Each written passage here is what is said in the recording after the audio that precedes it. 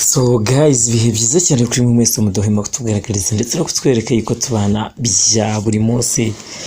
Iyi nanone akaba ari umwami w'umwana official nk'ibisanzwe, nje nkaba ndi umwami muto.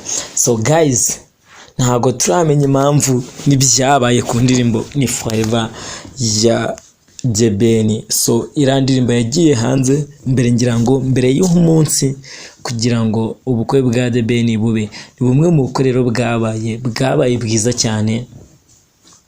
So no kuvuga ngo rero Jebeni ari mu bantu bagize ubukwe uyu mwaka. Uru Rwanda rwagize umuntu wakoze ubukwe bwiza cyane.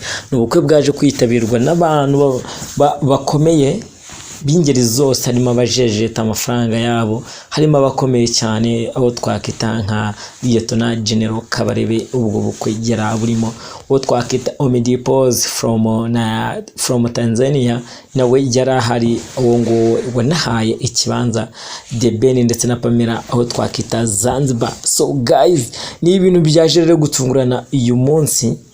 So mu masaha make nibwo bigaragaye ko indirimbo ya Jebeni itakiri kuri YouTube. So ntago turamenya impamvu, gusa turacyashaka uburyo twamenya aya makuru se kubera iki indirimbo ya Jebeni yaba yakuwe kuri YouTube.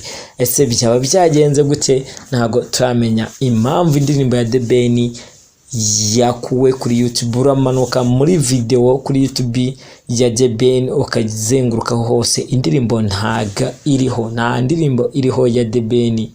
Ni Forever yamaze gukurwa kuri YouTube. Urajya hari video bakakubwira ati this video is unavailable. Nibyo, this video is unavailable, sinzi ukuntu bari kukubwira nyine hafi aho ngaho.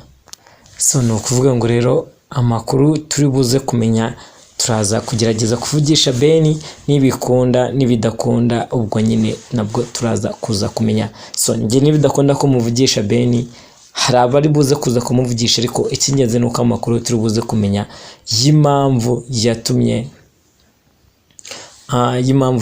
y'impamvu wenda Beni nuri buze kuvuga impamvu yatumye indirimbo ya ni Forever yaba yakuweho. So guys, nababwiye yuko rero ndibuze kubabwira ku bijyanye na Philipita ndetse n'umuntu bita Double J. So Philipita nubwo Ama-G The Black ubwe yabivuze, ariko Ama-G na Philipita sinzi ibyo nawe bapfa, kuko Ama-G The Black birasa nkaho wagira ngo yashinjaga DJ Philipita yuko wagira ngo kuko biriya bintu yabikoze bishaka. I don't know, ntago nzi neza niba Philipita yabikoze bishaka, gusa man birasebetse kuko so haryo twari tugeze we sinzi umuntu ajerandogo ya man, ntago twari tugezeho DJ Philipita iki na Double J. Man ndaza kuza, gusa inandara byose n'impamvu DJ Philipita yaje kurakara ni ukubera yuko management ya Double J na Kiriku, mundi Kiriku n'umuntu bita Double J bameze nka Meddy na Jebeni mu Rwanda, nabo bameze nk'abavandimwe man, barahorana baragenda nabo bari kumwe ibintu byose nyine baba. So no kuvuga ngo rero n'impamvu Kiriku byaje kumubabaza.